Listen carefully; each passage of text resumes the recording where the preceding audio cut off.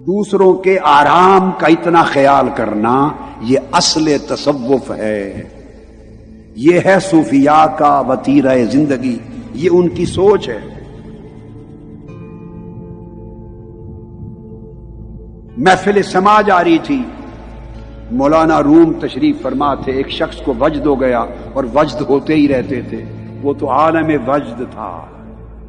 ایک شخص وجد میں آ کر بار بار بے خودی کی کیفیت میں آ کے مولانا روم سے ٹکراتا تھا، ٹکر مارتا تھا۔ آپ مسکراتے تھے۔ کچھ مریدوں نے اور شاگردوں نے دیکھا تو پکڑ کے اس کو دھکا دے کے ایک طرف کر دیا۔ آپ پریشان ہوئے، ان شاگردوں کو مریدوں کو بلایا، اس نے کہا شراب عشق اس نے پی ہے جو مجھے ٹکرا رہا ہے مجھ سے۔ بد مست تم ہو گئے ہو، کیا ہوا؟ وہ مستی میں ہے، اسے ٹکرا لینے دو۔ اسی طرح آپ کے تلامذہ میں اور عمرا بھی ہوتے تھے، بڑے بڑے لوگ، تو معین الدین نامی ایک شخص تھے، معین الدین پروانہ، وہ اس سلطنت کے بڑے کارپرداز لوگوں میں سے تھے۔ وہ اپنے گھر میں محفل سما تھی، مولانا روم بیٹھے ہیں، خاتون خانہ نے شیرینی کے 2 طبق 2 تھال بنا کے بھیجے۔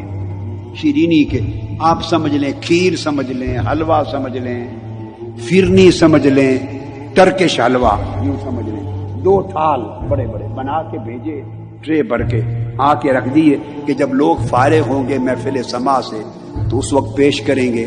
اتنے میں کتا آیا، اس کتے نے منہ ڈال کے وہ جو حلوہ تھا وہ کھا لیا۔ لوگوں نے دیکھا، وہ بڑے پریشان ہوئے، دوڑے کتے کو مارنے کے لیے۔ بتانا چاہتا ہوں کہ تصوف کیا ہے۔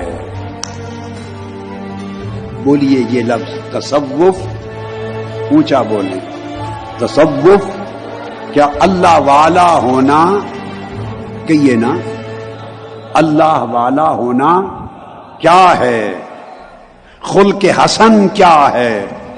فقیری کیا ہے؟ ولایت کیا ہے؟ اللہ سے تعلق اور دوستی کیا ہے؟ اس لیے سمجھا رہا ہوں۔ تو کتے کو مارنے کے لیے دوڑے، آپ ان کے پیچھے دوڑے، پکڑ لیا۔ انہوں نے کہا کیوں مارتے ہو؟ اس کو بھوک لگی ہوگی، وہ بھوکا ہوگا، اس کا بھی حق تھا نا، اسے بھی کھانے کو ملنا چاہیے تھا۔ وہ بھوکا تھا، اس نے کھا لیا، اسی کا حق تھا، اس کو پہنچ گیا، کیوں مارتے ہو؟ بٹھا دیا۔ یعنی یہ سوچ ہے، یہ فکر ہے۔ اس فکر والے شخص کو صوفی کہتے ہیں۔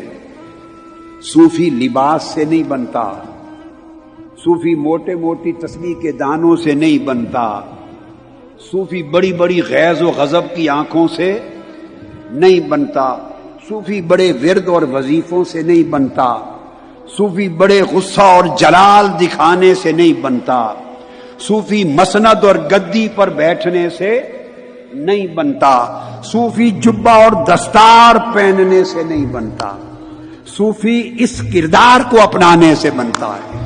صوفی جبہ و دستار سے نہیں، صوفی اس کردار سے بنتا ہے۔ اس کردار کا نام تصوف ہے۔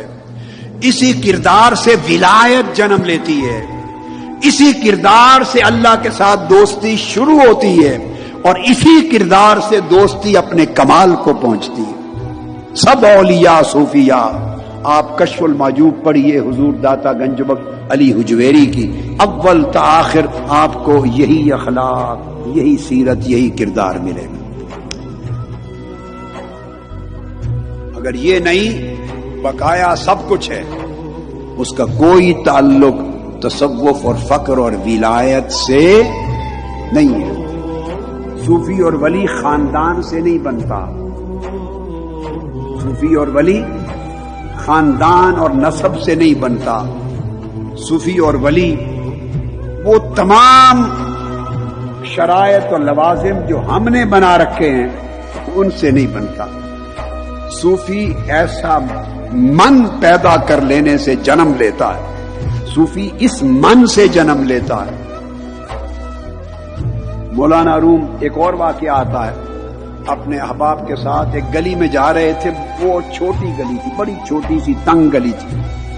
جا رہے تھے, رات کا وقت تھا, تو اس گلی میں ایک کتا سویا ہوا تھا, بہت بڑے سائز کا, بڑا تگڑا کتا, بڑا, وہ سویا ہوا تھا. اس سے راستہ رک گیا, بھیگا ہوا بدن ہوگا, اب اس میں اس کے اوپر پھلانگ کے جائیں تو کتا اٹھ جائے گا. تو سویا ہوا مولانا روم کھڑے ہو گئے, کھڑے رہے. ایک شخص آیا, دوڑ کے اس نے کتے کو پاؤں مار کے ہٹانے کی کوشش کی کہ میں پاؤں مار کے ہٹا دوں. مولانا روم نے پکڑ لیا. اس نے کہا وہ آرام کر رہا ہے, اس کے آرام میں کیوں خلل ڈالتے ہو؟ جب وہ اٹھ جائے گا از خود نیند پوری کر کے ہم گزر جائیں گے. صوفیات تو کتوں کا اتنا خیال کرتے ہیں, اور ہم انسانوں کا کتنا خیال کرتے ہیں. انسان کے آرام کا کتنا خیال ہے ہمیں, انسان کے دکھ درد کا کتنا خیال ہے. تحریک منہاج القرآن کے قائدین و کارکنان, معتکفین, معتکفات, اور جہاں جہاں تک میری آواز کو سننے والے سامعین و سامعات ہیں, مشائخ اعظام بھی ہیں, علماء کرام بھی ہیں, خطباء بھی ہیں, ائمہ بھی ہیں, اساتذہ بھی ہیں, طلباء بھی ہیں, طالبات بھی ہیں, سب دنیا سن رہی ہے. اس بات کو اپنے من میں اتار لو, من میں اتار لو کہ صوفی کتے کو تکلیف دے دے تب بھی نہیں بنتا, اور کہاں انسان کو تکلیف دینا. یہ مولانا روم کا مشرب ہی نہیں, یہ کل 1400 سال کی تاریخ کے اللہ والوں کا مشرب ہے. اسی طرح مولانا روم کے احوال میں ایک جگہ سے گزر رہے ہیں, دو شخص آپس میں لڑ رہے ہیں, گالی گلوچ ہو رہا ہے, گالی گلوچ. ایک کہہ رہا ہے اگر ایک گالی دو گے تو مجھ سے 10 سنو گے, وہ کہتا ہے تم مجھے ایک دو گے تو 100 سنو گے. گالیاں, دھمکی دے رہے ہیں. مولانا روم آگے بڑھے, دونوں کو کہا کہ تم ایک گالی دو گے تو یہ واقعی 10 دے گا, یہ رکے گا نہیں. تم ایک گالی دو گے یہ واقعی 100 دے گا, رکے گا نہیں. تم ایسا کرو دونوں مجھے گالی دو, میں ایک گالی کا بھی جواب نہیں دوں گا, تمہارا شوق پورا ہو جائے گا. مجھے گالی بس اتنی بات سن لی, دونوں گلے لگ گئے, معافی مانگی, شروع. مجھے گالی دو گے تو پھر جواب نہیں سنو گے. جو کونیا کا قلعہ تھا سلطان علاء الدین کا, اس قلعہ کی مسجد میں مجلس واعظ ہو رہی ہے. ظہر کے بعد مجلس واعظ کرتے کبھی کبھی. امراء, صلحاء, اساتذہ, علماء, عوام, طلباء, دنیا بیٹھی. مولانا روم طریقہ اس زمانے میں آپ کے ہاں یہ تھا کہ ایک قاری تلاوت کرتا قرآن مجید کی, جن آیتوں کی تلاوت کرتا مولانا روم پھر اس کی تفسیر شروع کر دیتے. آپ نے تفسیر شروع کی, ایک عالم صاحب کھڑے ہو گئے, ایک عالم دین. انہوں نے کہا یہ ساری ایک طے شدہ سٹوری ہے, یہ بڑے علم کا گھمنڈ دکھاتے ہیں مولانا روم. آیتیں پہلے سے طے ہیں, وہ طے شدہ آیتیں پڑھتا ہے قاری, یہ انہی آیتوں کی تفسیر کی تیاری کر کے آتے ہیں. تو ظاہر یہ کرتے ہیں, ایک عالم کہنے لگا, ظاہر یہ کرتے ہیں کہ فی البدی بول رہے ہیں. مولانا روم مسکرا پڑے. یہ زمانہ تھا ان کے علمی غلغلے کا. مسکرا کے کہا مولانا اگر یہ تیاری سے ہے تو آپ اپنی مرضی سے کوئی آیت کوئی سورت پڑھ دیں, ہم اسی کی تفسیر بیان کرتے ہیں.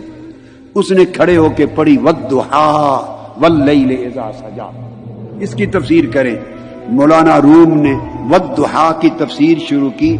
ابھی واو کی تفسیر کر رہے تھے. والضحیٰ, واو جو حرف قسم ہے, قسم کے لیے جو حرف واو آیا ہے, اس کی تفسیر کی. اسی پر مغرب کی اذان ہو گئی. دن گزر گیا, حرف واو کی تفسیر ختم نہ ہوئی. وہ جو عالم تھے وجد میں آ کے اپنے کپڑے پھاڑ دیے اور تڑپتے ہوئے قدموں پہ گرے اور توبہ کر دی. ایسے کثرت سے واقعات ہر روز حضور غوث العظم کے مجلس میں ہوا کرتے تھے.